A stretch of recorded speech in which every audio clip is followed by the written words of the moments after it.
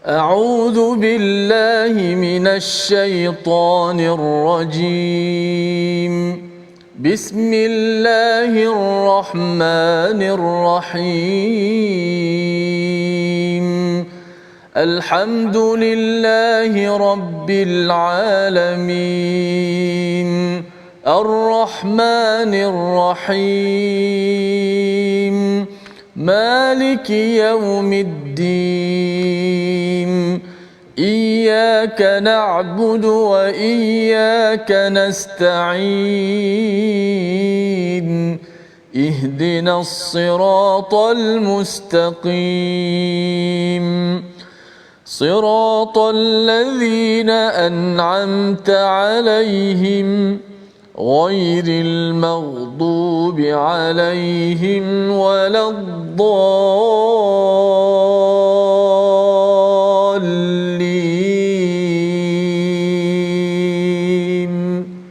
آمين. Assalamualaikum warahmatullahi wabarakatuh. Alhamdulillah wassalatu wassalamu ala Rasulillah wa ala alihi wa man wala syada la ilaha illallah syadana Muhammadan abduhu wa rasuluh. Allahumma salli ala sayidina Muhammad wa ala alihi wa sahbihi ajma'in. Amma ba'du. Apa khabar tuan-tuan dan puan yang dirahmati Allah sekalian? Kita bertemu dalam My Quran Time, baca faham amal. Pada hari yang berbahagia ini kita ingin mengulang kaji halaman demi halaman yang telah pun kita lewati pada minggu ini, daripada hari Ahad hinggalah pada hari Jumaat, pada halaman 394 hingga 399. Dan pada hari ini kita didatangkan tetamu hadir istimewa untuk sama-sama kita berkongsi apakah pendapat, apakah mutiara hidayah yang dikecapi selama beberapa belas tahun bersama kembali kepada agama Islam. Dan kita bersama dengan Brother Syafiq Liao. Assalamualaikum. Waalaikumsalam Ustaz, sihat? Sihat, alhamdulillah. Alhamdulillah. Dan Ustaz Tirmizi apa khabar? Ya, alhamdulillah Safas. Alhamdulillah, kita bersama dengan Brother Syafiq Liao ya. Biasa kita juga pernah nampak di kaca TV, di corong radio ya. Sekali-sekala di IKEM pernah muncul. Pernah muncul. Betul. Tapi ada satu radio yang saya tak pernah dengar radio tersebut salurannya kerana bahasanya berbeza dengan bahasa saya tak faham ya. Tetapi kita akan berkongsi bagaimana perjalanan 16 tahun ya, hampir 16 tahun daripada Brother Syafiq Liao dalam agama ini, dalam agama fitrah ini, bagaimana kembalinya semula. Dan kita ingin sambil itu melihat apakah poin-poin mutiara hikmah daripada halaman 394 untuk sama-sama kita ulang kaji dan berkongsi ya pengalaman Brother Syafiq Liao. Mari sama-sama kita mulakan dengan ayat 77 daripada halaman 394, memulakan diskusi ulang kaji kita pada hari ini bersama dengan Ustaz Tirmizi. Kita ada doa Ustaz ya. Jangan lupa doa kita. Subhanakala ilmalana illa ma 'allamtana innaka antal alimul hakim. Rabbi zidni ilma. Moga-moga Allah menambahkan keberkatan kebaikan dengan ilmu pada hari ini. Kita bersama Ustaz Tirmizi. Baik, alhamdulillah, terima kasih Fadil Ustaz Tuan Fazrul, tetamu jemputan kita pada kali ini istimewa untuk penonton-penonton sahabat-sahabat Al-Quran, My Quran Time. Ustaz ataupun Brother Syafiq Liao insya-Allah akan berkongsi bersama-sama dengan kita. Jom sama-sama kita asaskan dahulu, kita mulakan dulu dengan sebaik-baik kalam, itulah kalamullah, ayat 77 muka surat 394. Ulang kaji kita pada hari ini. A'udzubillahi minasyaitanir وابتغ فيما آتاك الله الدار الآخرة ولا تنس نصيبك من الدنيا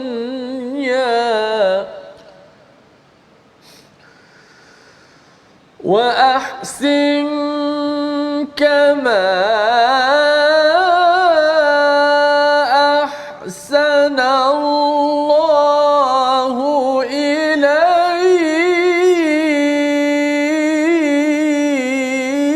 إليك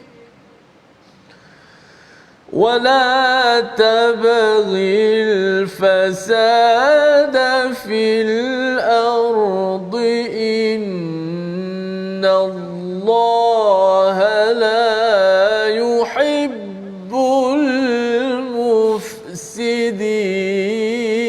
المفسدين. Sadaqallahu. Surah Al-Azim, gitulah bacaan ayat 77 daripada surah Al-Qasas ya, pada halaman 394. Dan jangan carilah pahala negeri akhirat dengan apa yang telah dianugerahkan Allah kepadamu, tetapi janganlah kamu melupakan bahagianmu di dunia, dan berbuatlah baik kepada orang lain sebagaimana Allah telah berbuat baik kepadamu. Dan janganlah kamu berbuat kerosakan di bumi, sesungguhnya Allah tidak menyukai orang yang berbuat kerosakan. Ini adalah ayat yang menjadi perantara dalam kisah Qarun ya, mengakhiri surah Al-Qasas, di mana Qarun adalah lambang kepada orang yang cintakan kepada harta, kepada dunia, sehingga terlupa akhirat dengan harta itu. Dan kita melihat pada awal surah Al-Qasas ini bercakap tentang Firaun ya, yang cintakan kepada kuasa, maka dia juga melupakan kepada akhirat. Ujian kuasa, ujian harta. Dan kita ingin bersama dengan Brother Syafiq Liao pada hari ini untuk berkongsi bagaimana pengalaman perjalanan daripada agama bukan Islam ya, kembali kepada agama fitrah Islam ini ya, sekitar 16 tahun yang lepas, bila dimaklumkan bahawa Brother Syafiq sudah bekerja, sudah bertugas, gaji pun lebih daripada 20,000 dalam masa 3 bulan itu, sudah ada banyak harta. Lumayan. Apa yang jadi sehingga akhirnya ada kata ambil antiseptik dan kembali pada agama fitrah. Silakan. Ya, Ustaz. Terima kasih, Ustaz. Ya, Ustaz. Sebenarnya masa tu saya gaji memang sangat lumayan dah. Saya sebagai jawatan sebagai seorang retail executive ni. Jadi memang tiap-tiap bulan, kalau kata bukan peak season lah, bukan musim perayaan lah. Sekurang-kurang untuk saya yang bujang ni pada masa tu gaji bulanan bersih ya Ustaz, bersih kalau paling minimum pun ada 5,000 lebih. Ya. Jadi masa tu rasa sebab kita mula tamak. Sebab saya nampak kawan-kawan. Sebab kawan-kawan saya memang daripada kalangan orang yang berada. Mereka banyak memakai pakaian jenama, branded, guna kereta besar, hidup makan pun sangat mewah. Daripada situlah saya mula terdetik dalam tu, saya pun nak macam tu. Jadi bila saya nak macam tu, macam mana saya nak cari duit lebih? Tak boleh lah, gaji saya tak cukup. Tak cukup. Padahal bila musim perayaan, habis musim perayaan, gaji saya macam Ustaz cakap, gaji bersih 20,000. Tak cukup. 20,000 tu untuk 3 bulan. 20,000 lebih lah untuk 3 bulan. 3 bulan. So maksudnya memang sangat mewah bagi saya. Bawa masa tu bawa kancil je Ustaz. Kancil. Tak berkahwin lagi. Minyak tak naik harga lagi. Masa tu. Jadi memang cukup. Sewa rumah pun bilik perkongsi kami dengan kawan, so sebulan 200. So maksudnya masa tu expenses tak banyak sebenarnya, tapi sampai akhirnya 2 minggu sebelum habis bulan tu dah tak ada duit. Heran. Jadi saya macam alah, tak cukup lah. Macam mana saya nak beli branded macam ni? Saya nak pakai juga, kawan-kawan nak pakai juga. Mulalah saya terjebak dengan benda-benda tak sihat tu. Jadi yalah, benda-benda haram lah. Duit cepat. Tapi sebenarnya duit tu lagi cepat habis. Dapat 1,000, petang habis lah. Pagi dapat, petang habis. Mana duit pergi? Dan masa tu dah jadi mula stres. Mula sendiri pun terjebak dalam benda yang tak elok tu. Walaupun kita trafficking, kita ada jual beli, tapi kita sendiri pula guna juga. Jadi kehidupan tu memang waktu tu jadi huru-hara lah. Tambah lagi saya waktu tu adalah seorang ateis yang tiada pegangan agama Ustaz. Sebab saya daripada pelbagai agama, satu persatu saya alih-alih. Agama apa yang Brother Syafiq? Yang pertama, kalau agama saya awal kalau ikut keluarga nenek moyang, Taoism lah. Taoism. Kemudian saya beralih kepada Buddhis. Dan kemudian saya masa masuk tingkatan 4 saya beralih kepada Protestan Kristian. Saya baptized tapi tak lama. Di mana? Saya baptized di Penang. Tapi tak lama, dalam tempoh 3 bulan saja. Sebab waktu tu, sebab saya daripada kecil Ustaz, tanda tanya pasal ketuhanan tu sudah muncul. Cuma saya mungkin waktu tu saya tak faham. Saya pernah tanya nenek saya, masa nenek saya tengah sembah, waktu dia tengah sembah penyembahan nenek moyang. peringatan apalah dia kadang-kadang bila kita kalau yang tawizun ni dia kadang-kadang dia ada juga hari-hari tertentu, hari-hari kebesaran mereka akan sediakan hidangan-hidangan untuk penyembahan nenek moyang. Jadi saya tanya nenek saya, "Nenek, kalau saya tak sediakan benda-benda ni, kalau satu hari saya miskin, adakah nenek moyang dengan Tuhan kita tak berkati saya? Macam mana kalau saya tak mampu? Nak makan pun susah, takkanlah saya nak sediakan ayam tu." Jadi nenek saya, tak apalah kau ikut je. Jadi saya tak puas hati lah. Jadi tak puas hati Ustaz. Jadi itu yang saya beralih, saya mula sekolah rendah, darjah 4 saya beralih ke kelas Buddhism. Mula belajar tentang Buddhism. Buddhism dia cerita pasal ada juga dunia, ada juga neraka dan juga ada juga karma. Itu antara yang membuat saya agak keliru lah. Ya. Yang mana satu, kenapa kita tak ada satu stesen yang saya boleh tetap. Jadi saya lama-lama pun saya jadi macam tak suka sebab antaranya bukan saya nak kritik agama lama saya, cuma waktu pengalaman saya macam tu. Jadi saya kena beli barang-barang penyembahan. Jadi kalau memang saya terfikir bab tu, kalau saya tak ada duit, saya miskin, macam mana saya nak beli benda-benda macam ni? Ada tak ibadat yang boleh mudahkan saya tanpa saya berfikir tentang duit, wang ringgit? Saya jadi macam lama-lama pun saya tak pergi dah, saya tak pergi ke tokong, sehinggalah saya masuk tingkatan 4 dan 4. Jadi saya baptis sebagai seorang Protestant Christian. Jadi waktu tu pun saya agak keliru bab ketuhanan itu sendiri. Sebab bila saya membaca kitab Bible itu sendiri, sebab saya nampak ada dialog Jesus minta doa dengan Tuhan. Masa itulah saya terdetik. Kenapa setiap kali kita sebagai penganut masa tu, kenapa saya kena minta dengan Jesus? Kenapa saya tak boleh direct dengan Tuhan? Saya keliru di antara Tuhan dengan Jesus yang disebut dalam Bible itu. Bible. Jadi di situlah saya mula tak yakin dah. Sebab step by step saya pun tak tahu kenapa ada perasaan yang pelik macam ni. Saya kata saya ni gila ke apa? Sebab macam tak yakin dengan agama yang saya pernah anuti. Pernah bincang dengan sesiapa pada waktu tak itu? pernah, tapi saya rasa macam tak selesa. Tak selesa. Soalan yang saya pernah tanya, tapi saya tak dapat jawapan yang saya boleh memuaskan hati saya. Ya. Tapi saya still keliru, dalam keadaan keliru. Jadi di situlah saya dah habis tingkatan 5 saya mula bekerja. Jadi saya mula tinggalkan dengan apa-apa kepercayaan agama. Jadi saya pun tak adalah nak ikut dah. Saya jadi hidup saya diri sendiri. Lama-lama saya tak percaya Tuhan.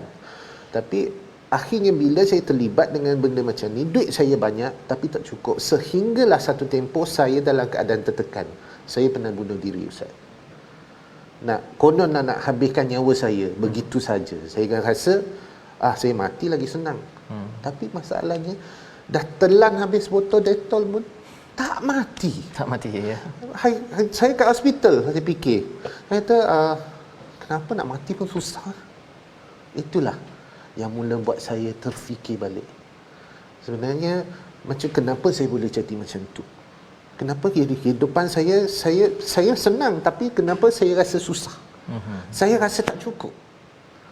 Itulah yang membuat hati mula terdetik.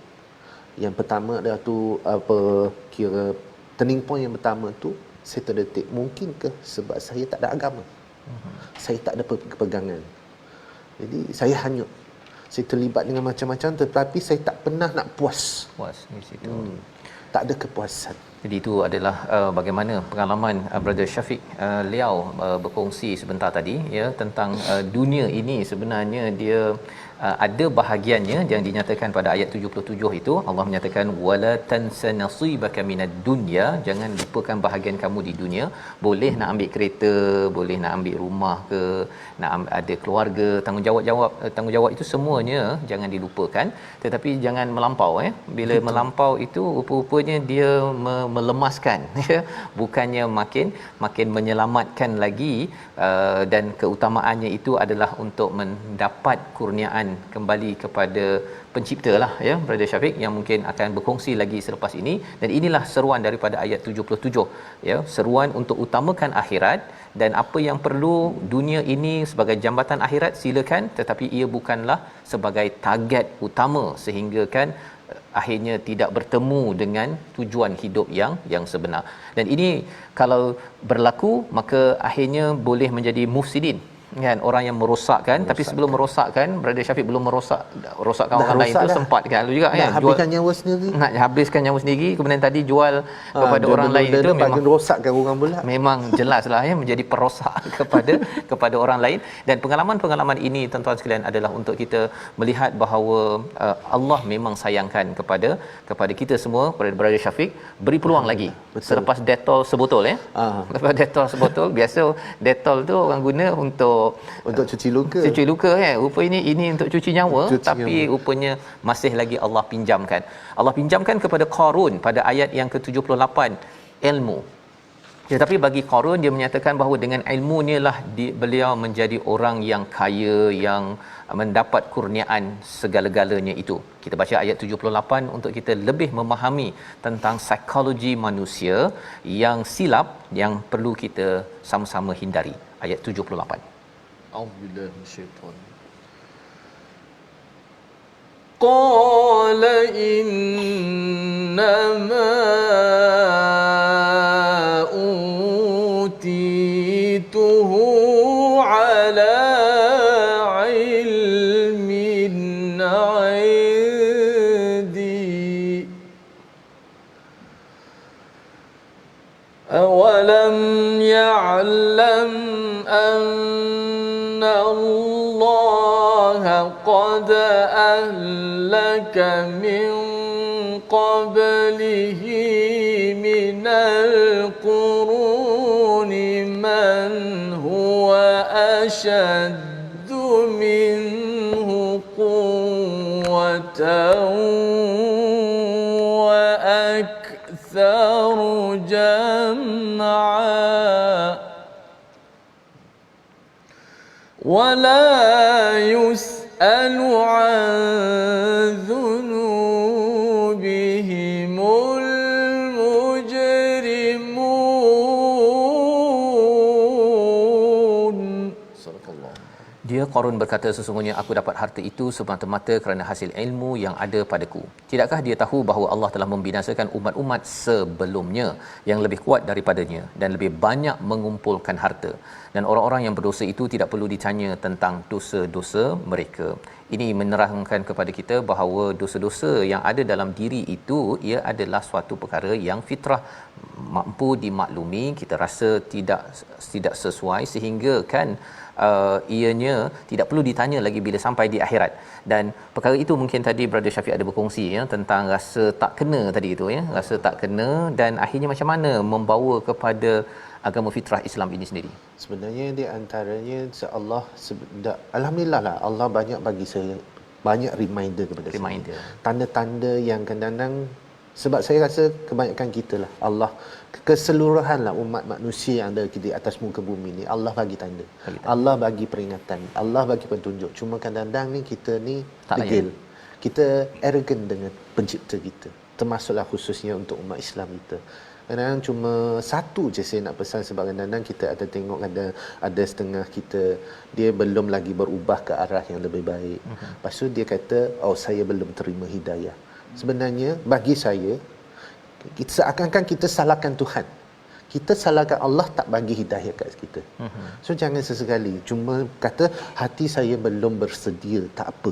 Jangan sesekali, oh aku belum terima hidayah, jadi aku tak pergilah umrah, aku taklah ubah diri aku tak bermula untuk menutup aurat dengan sempurna. Jangan. Sebab seakan-akan macam kita melupakan kita lupa bahawa Allah itu ada. Itu yang selalu memperingati diri saya lah. Tanda yang pertama adalah pasal kenapa saya terdetik yang kenapa saya nak mati pun susah. Padahal bila saya kat hospital tu sebenarnya ustaz, bila saya tengok beg yang sambung part yang sambung ke dalam hidung ke badan, saya masuk hospital. Masuk hospital. Saya sedar masa dalam emergency. Waktu tu. Jadi bila saya sedar dalam emergency tu, part dah masuk ke dalam tekak, dah macam astro. Dah macam wire dah ada. Jadi di situ saya kat hospital, saya sedar, saya tengok dalam pack yang sambung, yang keluarkan sisa-sisa antiseptik tu, dalam tu banyak ketulan darah. So maksudnya dalam tu saya dalam bahagian dalam tu saya dah pecah. Sebenarnya lepas saya keluar daripada hospital tu sebulan Ustaz, makan apa rasa Dettol. Memang tak ada rasa. Barulah start rasa macam aku ni nak makan ni, tapi kenapa rasa macam tu. Tapi terdetik balik, kau yang buat, kita yang cari sebenarnya. Kenapa kita tak nak cari penyelesaian yang lebih baik? Di situlah mula terdetik, mungkin kenapa saya macam ni, nak mati susah. Lepas tu balik pula aku tak boleh nak jamu selera dengan sedap, dah hilang rasa. Habis makan apa rasa Dettol Ustaz, sebulan Ustaz. Lepas tu dah rasa pedih. Barulah kita rasa macam tu. Tapi masih lagi kita berdegil. Cari lagi, nak cuba rosak lagi waktu tu. Sedar sekejap, kembali balik. Jadi sampailah terdetik bila tertanya kepada diri, mungkinkah sebab saya tak agama? Dan bila saya terlibat dengan gejala tak sihat ni, saya duit banyak Ustaz. Jadi saya mula bila mak tegur, saya nak mak tegur sikit, saya melenting. Saya terfikir balik, mana anak mak saya yang dulu? Sebab saya ni sampai sekarang Ustaz, bila saya balik rumah, saya masih boleh, memang akan cari riba mak, buatkan bantal sekejap. Sebab memang anak mak. So nak katalah anak bawa ketiak mak pun tak apa, sebab mak kita. Tapi waktu tu saya jadi terbalik. Mak tegur sikit tak boleh terima. Padahal memang mak tegur memang senang nak terima. Saya melenting. Dalam hati terdetik lagi, mana anak mak saya yang dulu? Kenapa saya jadi macam ni? Kenapa sampai saya hilang sifat manusia, sifat sebagai seorang anak yang patut ada itu? Sehinggalah berlakunya peristiwa tsunami 2004. Itu yang antara tanda yang paling besar. Apabila saya tengok video amatur yang ada dalam internet, saya terkejut. Masjid Baitur Rahman sekeliling bersih. So di situlah mula terdetik, dalam sebaliknya ada yang berkuasa, tapi siapa? Mulalah situ saya mencari, dan kebetulan dalam satu forum, Islamic forum yang ada dalam TV, saya tak ingat ustaz tu siapa, tapi satu quote yang sangat membuat saya terdetik bila dia sebut Islam is the way of life. Islam itu cara hidup. Itu momennya. Kenapa quote ni sangat macam rasa sangat beza ustaz. Something yang very well, yang sesuatu yang membuat saya wow, terpanggil. Satu aura yang saya boleh rasa. Di situlah saya mula mencari. Tapi masih ego lagi, sebab waktu saya artis, saya cerita kat kawan-kawan, kalau saya mati pun sekali, jangan letak mayat saya, bakar je terus. Lepas tu campak je abu saya. Jadi ada lagi dia punya poin-poin kesombongan itu ya. Walaupun dah dapat dah mesej tadi itu, dan inilah yang kita ingin perhatikan selepas ini, bagaimana sampai mana Allah push brother Syafiq ya, dan juga kepada kita semua untuk terus kita dipimpin hidayah dalam menuju pada Allah Subhanahu Wa Taala. Kita berehat sebentar, kita kembali semula dalam My Quran Time, baca faham amal insya-Allah.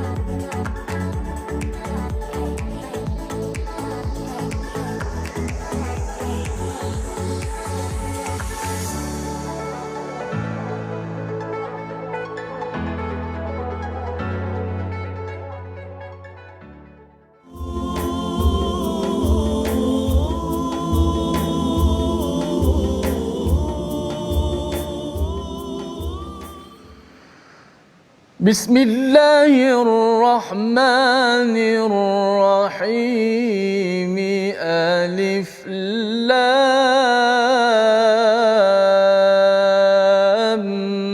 ميم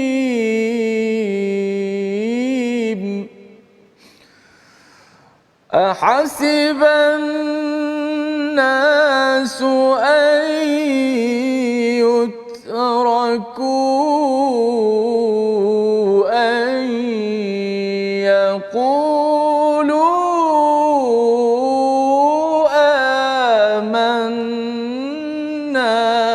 وهم لا يفتنون.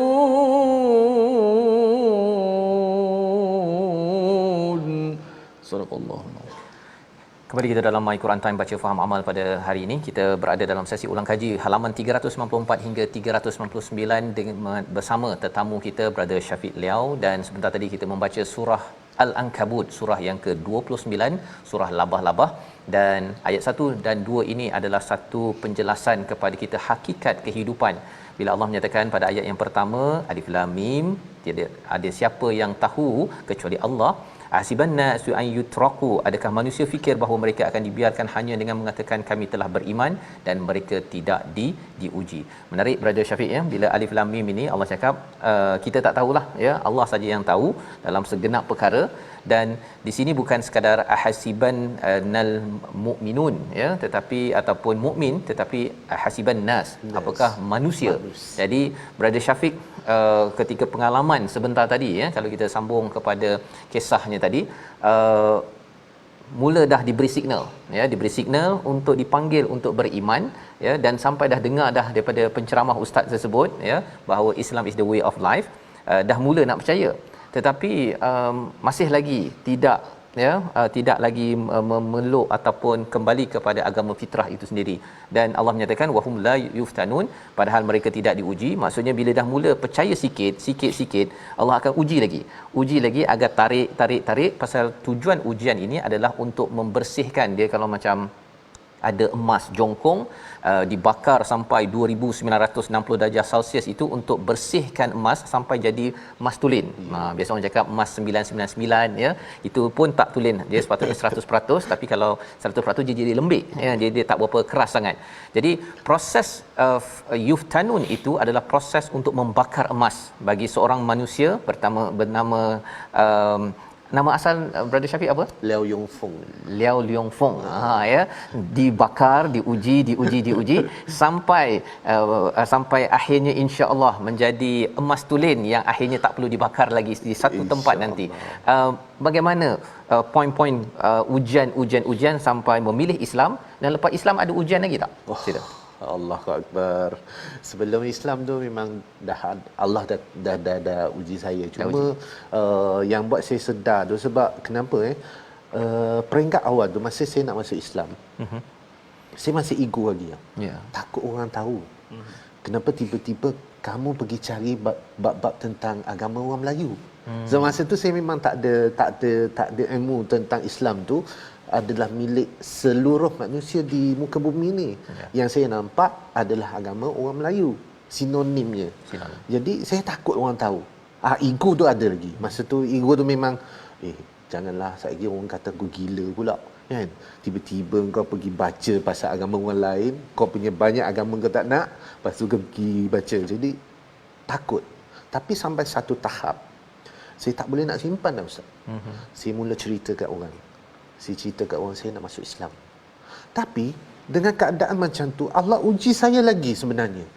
Kenapa saya boleh tahu itu ujian selepas saya masuk Islam? Dalam tempoh setahun bila saya cerita kepada orang di sisi saya mula dengan kawan rapat lah. So pakat bagi jawapan, kamu pergi pejabat agama, kamu pergi ke Pekim. Saya dengan seorang yang bukan Islam, saya mana nak tahu tempat-tempat begini. Jadi saya tak puas hati. Lepas tu mulalah jumpa kalangan-kalangan masyarakat Muslim yang ada sekeliling saya. Saya kata, pakcik, saya nak masuk Islam. Oh, kalau macam tu, kamu pergilah pejabat agama. Pergilah Pekim. Saya heran, kenapa asyik ulang jawapan yang sama? Kenapa benda ni tidak boleh berlaku seperti saya nak masuk agama lama saya dulu? Macam orang dia terus, bila saya offer diri, saya kata saya nak masuk agama kamu, mereka meraihkan. Tetapi kenapa terbalik bila saya nak masuk Islam, semua pakat macam tolak saya. So memang sedih. Telah tempoh setahun Allah uji saya, sehinggalah 27 Ramadan saya baru dapat syahadah. Itu pun pukul 2 pagi. Dalam proses tu memang ada juga saya menunggu. Saya bagi tahu kawan saya yang memang hilang kontak, tak tahu macam mana Allah boleh atur kawan yang dah lama hilang untuk kami berhubung. Tiba-tiba dia call 2 bulan sebelum puasa tu. Saya kata, saya cerita kat dia, Macam mana boleh berjumpa balik pun tak tahu macam mana. Muslim. Memang semua dia Muslim. Dia Muslim. Semua kuasa Allah. Saya, kawan Aziz lah nama dia. Saya kata, Aziz, saya nak masuk Islam. Kau betul kau nak kahwin dengan orang Melayu? Dia kata, tak. Saya nak masuk Islam tapi sampai sekarang tak ada orang nak bantu saya. Tapi masalahnya diuji lagi. Tunggu lagi 2 bulan sebab saya cerita kat dia, saya nak masuk Islam sebelum bulan puasa. Jadi saya boleh rasa puasa secara rasmi sebagai seorang Muslim. Sebab masa tu ustaz saya dah start beli dah buku Fardu Ain. Saya ingat lagi buku Fardu Ain tu, Fardu Ain asas kecil je. Dia macam saiz B5 macam tu. Beli kat pasar malam. Saya pergi cari pak cik tu, pak cik saya nak cari buku tentang Islam. Tapi asas sebab saya bukan Islam. Pak cik tu adik belajar ni. Saya ingat cover dia macam kelabu hijau sikit, printing yang cetakan lama. Kertas-kertas macam kertas periksa zaman dulu. Saya pernah ada 2 buku tapi dua-dua alhamdulillah ada kawan-kawan yang ambil dah, tak apa. Saya kira di situlah saya mula baca. Masa tu saya dah tahu dah bahawa Islam ni hanya sembah Tuhan yang satu saja. Maksudnya yang Esa, tak perlu saya nak pening. Lepas tu solat saya baca tak ada pun perlu sediakan bahan-bahan penyembahan. Jadi di situlah saya mula mengkaji, membaca kolom-kolom dalam surat khabar. Masa tu pun internet dah ada, senang nak akses. Sampailah akhirnya saya carilah, tapi Allah uji saya. Tak ada orang nak mengalu-alukan pula. Saya jadi pelik. Tunggu kawan ni 2 bulan pula. Allah kata, susahnya ya Allah, saya nak masuk Islam. Petang tu sebenarnya 26 Ramadan tu dia call. Kevin dia panggil. Memang kalangan kawan-kawan kenal saya. Kel atau Kelvin. Kel, aku tak boleh datang ni. Kena tunggu lepas raya. Down terus Ustaz. Saya memang down terus. Saya tak pernah nak satu benda yang saya tak dapat, saya boleh down. Dulu kalau saya tak dapat, okeylah tak dapat, sudahlah, tak apa. Tapi bila saya nak masuk Islam ni, jadi perasaan tu berbeza. Kadang-kadang pun saya heran, saya syak diri sendiri, saya ni mental ke? Tak betul ke? Kenapa sampai tahap macam ni? Saya memang down terus. Saya kata, ya Allah, susahnya aku nak masuk agama kamu. Kenapa macam tu? Sampailah petang pukul 6 lebih, dia call balik. Okay, aku datang ambil malam ni, tapi lepas saya buka puasa. Saya jadi keliru dah. Kejap petang pukul 1 lebih, kata tak boleh. Sebelum buka puasa, kau kata boleh. Yang mana satu ni, saya dah mula tak percaya. Dalam keadaan saya ni, khayal ke? Memang banyak benda-benda yang pelik berlaku. Tapi malam tu lah juga, saya dibawa ke Perak untuk disyahadahkan. Tapi selepas saya syahadah, banyak jugalah cabarannya sebenarnya. Sebab tinggalkan kerja, daripada gaji yang tinggi, hilang segala-galanya. Kenapa tinggalkan kerja? Sebab saya tahu kelemahan saya Ustaz. Saya tak boleh nak adakan 2 benda pada masa yang sama. Saya tahu lemah saya kalau saya kan nak belajar, sebab saya memilih untuk belajar sepenuh masa dalam Islam. Saya nak kenal. Saya tak nak jadi agama ini sekadar agama saya dalam IC saja. Saya kena tahu tujuan saya masuk Islam bukan mudah dah. Jadi saya nak belajar juga. Sebab sebelum tu saya dah memang ada buat research di mana saya boleh belajar, tapi masih tak jumpa masa tu. Nak akses susah. Jadi saya memang dilema lah masa tu antara nak tinggal kerja, nak masuk Islam. Sebab bila saya dah syahadah, saya tinggalkan kerja, kawan-kawan Muslim pula. Syafiq, kamu bodoh lah. Gaji banyak kamu tinggal. Nak belajar Islam bila-bila je. Ni kawan apa ni? Kawan Muslim, non-Muslim? Muslim. Muslim. Yang cakap ni. Dia kata kamu bodoh. Tinggalkan gaji yang banyak tapi kamu pergi belajar Islam bila-bila masa. Tapi tak apa, saya kenal diri saya. Saya tak boleh buat 2 benda yang masa yang sama. Lagi satu, saya tak nak belajar seminggu 2 jam. Dan sampai bila saya boleh solat? Sampai bila saya boleh kenal agama yang saya anuti ni? Saya tak nak. Saya tahu kelemahan saya. Jadi saya tinggal kerja, mula dah pula tak ada duit Ustaz. Macam mana? Income tak ada ni. Jadi ini antara pengalaman ujian ya yang datang sebenarnya sebelum memilih untuk kembali pada fitrah. Betul. Ya. Lepas fitrah pun rupanya masih lagi ada ujian ya, bukanlah dia seperti bulan bintang ya terus selagi kita berada di satu daerah namanya adalah daerah ataupun darul ibtila ya dunia ini. Dan ini yang Allah nyatakan pada ayat yang ketiga ya. Ayat yang ketiga, ayat yang keempat yang kita ingin baca sekali lagi dalam surah Al-Ankabut, kerana surah Al-Ankabut ini adalah panduan untuk kita mengenal bahawa setiap manusia yang mula nak memilih kepada jalan keimanan, maka ianya terus diuji. Ayat ketiga, ayat keempat kita baca sekali lagi bersama Al-Fadhil Ustaz Tirmizi. Baik. Auzubillahi minasyaitanir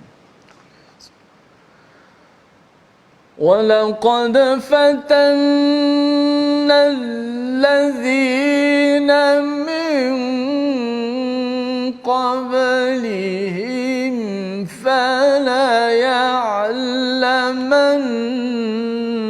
الله الذين صدقوا وليعلمن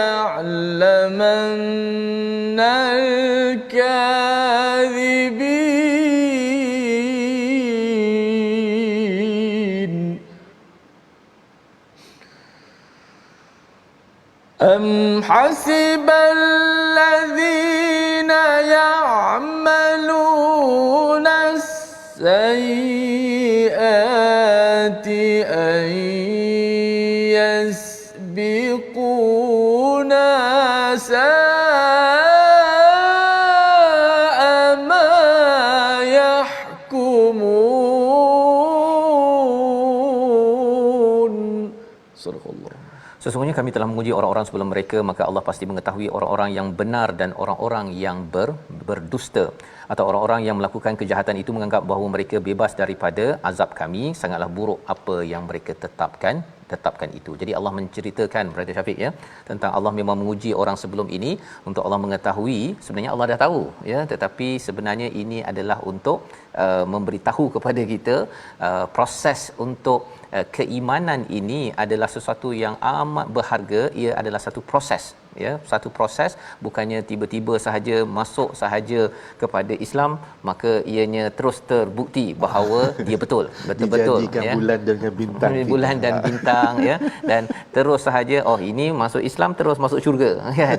Ia bukan begitu caranya, tetapi diproses, ditempa, dibakar tinggi. Kalau emas itu 2960 darjah Celsius, maksudnya dibakar lagi, diuji lagi sehingga kan bersih, hilang kotoran-kotoran yang ada sebelum dipanggil oleh Allah Subhanahu Wa Taala. Dan ayat yang kelima itu mungkin man kana yarju liqa Allah, siapa yang bertemu Allah, nak bertemu Allah Subhanahu Wa Taala, fa inna ajalallahi laat, ya, pasti akan datang ya. Jadi bila Brother Syafiq melihat perkara ini ya, Brother Syafiq tadi ada cerita pasal baik dengan mak ayah ya.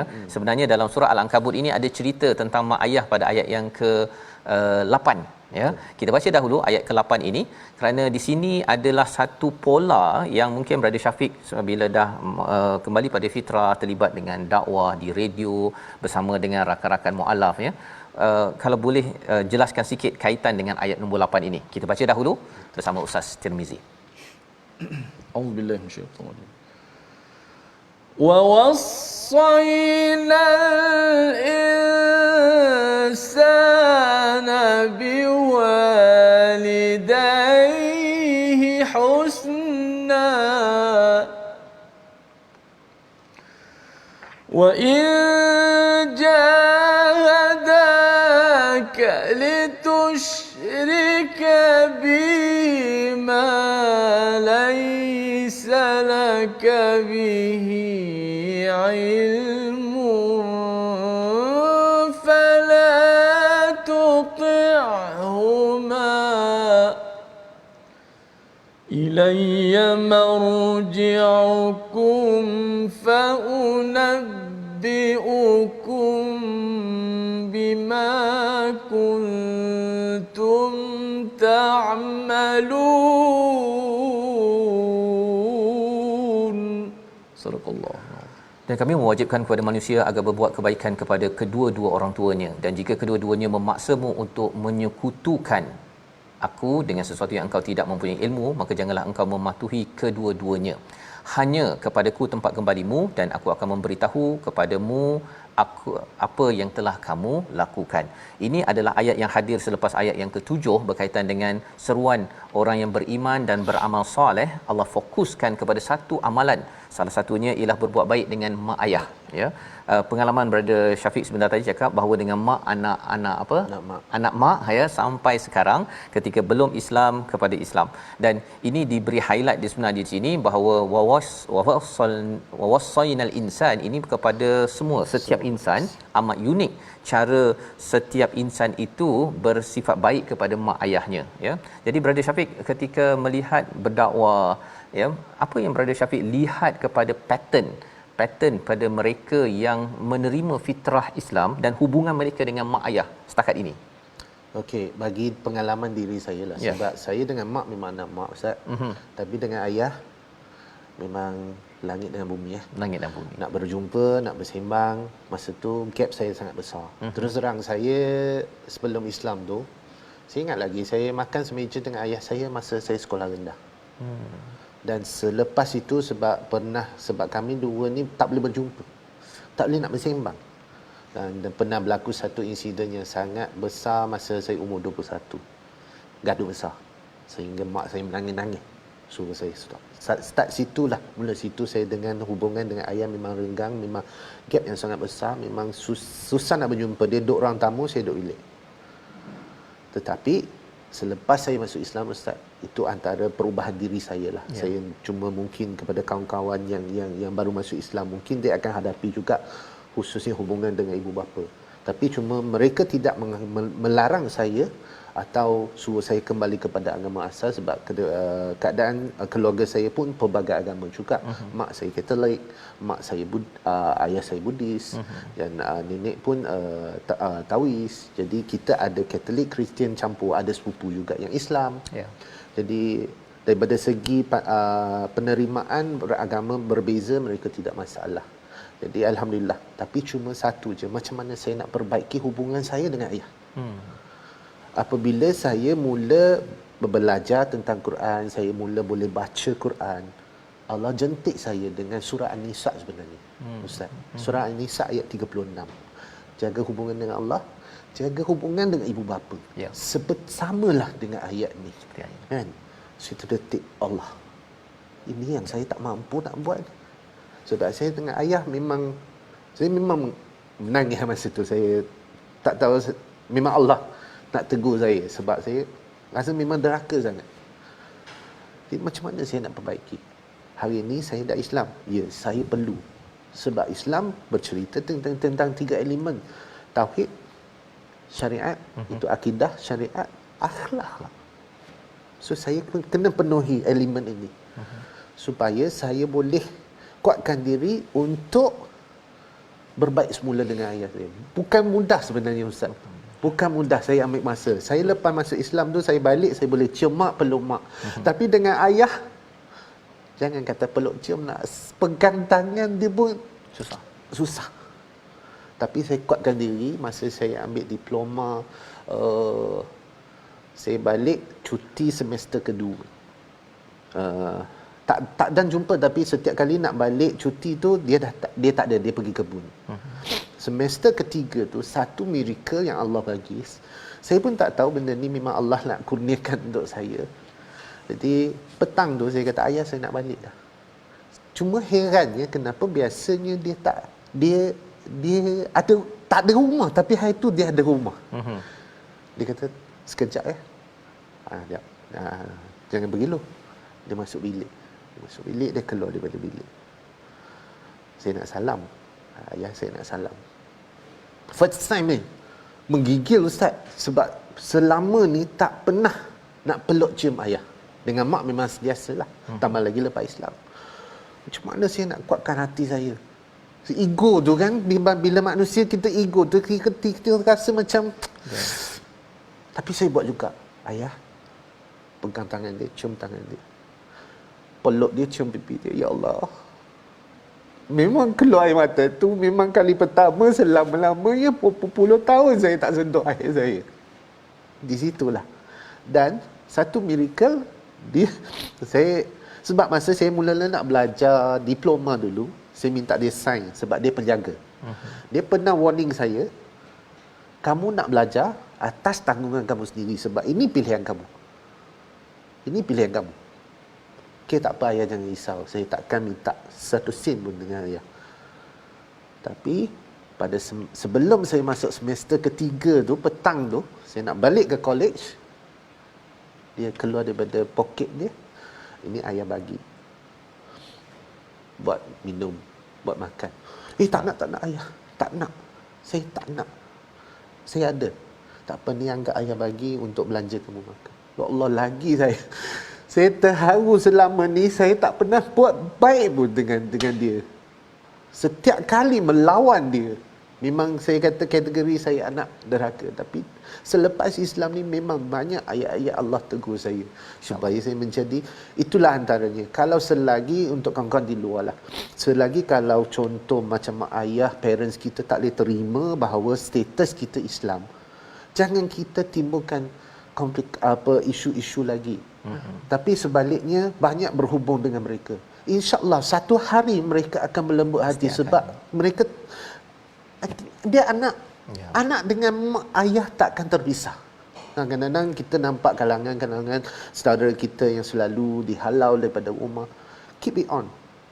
Tak boleh nak jumpa, teks. Tak boleh nak jumpa, hantar kad. Hantar apa? Buatlah yang mana boleh. InsyaAllah. Hantarlah kalau hari perayaan, hantarlah hamper ke. Sungguh-sungguhnya kita ada tanda-tanda yang kita memperingati mereka. Terima kasih diucapkan pada Brother Syafiq ya, berkongsi tentang satu noktah penting pada ayat yang ke-8 itu, berbuat baik pada ibu ayah. Dan Quran sebenarnya Islam memberi kekuatan itu, dan kita doa pada Allah Subhanahu Wa Taala. Beberapa pelajaran permata pada hari ini kita doakan Allah pelihara kita dan terus memberkati kita, Brother Syafiq sekeluarga ya, insya-Allah terus dipimpin hidayah nun sampai ke syurga Allah Subhanahu Wa Taala. Kita berdoa bersama Al-Fadhil Ustaz Tirmizi. Bismillahirrahmanirrahim. Alhamdulillah wassalatu wassalamu ala Rasulillah. Allahumma inna nas'aluka imanan kamila wa yaqinan sadiqa wa qalban khashi'a. Allahumma ja'alna min ahli al-iman mimman basyaratahum bir-rawhi war-rayhan war-ridha war-ridwan walhamdulillahi rabbil alamin. Amin ya rabbal alamin. Moga-moga Allah terus mengabulkan doa kita ya, kita berbuat baik kepada ibu ayah kerana itu adalah cabaran yang tersendiri, tetapi ia adalah satu wasiat. Bila ia satu wasiat, ia amat penting, dan kita doakan tuan-tuan dengan kepentingan ataupun kesedaran Quran ini kita dapat terus perjuangkan, salah satunya dengan platform Tabung Gerakan Al-Quran.